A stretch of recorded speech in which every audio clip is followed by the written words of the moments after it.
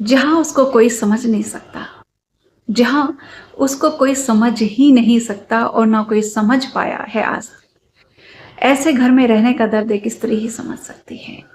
गैरों के साथ रहना और उन गैरों को अपना बनाने में पूरा जीवन खत्म कर देना, लेकिन फिर भी कोई अपना नहीं बन पाता, कोई इसको समझ नहीं पाता। वो इतना समझ जाती है कि उस घर में उसकी कोई अहमियत नहीं है। अगर अहमियत है तो उसके काम करने की, चुपचाप होकर, शांत होकर, बिना शिकायत के काम करने की, बिना किसी गिले शिकवे की, बिना किसी डिमांड काम करने से। बाकी अगर आप देखा जाए तो उस इंसान की, उस स्त्री की, उस महिला की कोई कद्र नहीं है, कोई अहमियत नहीं है।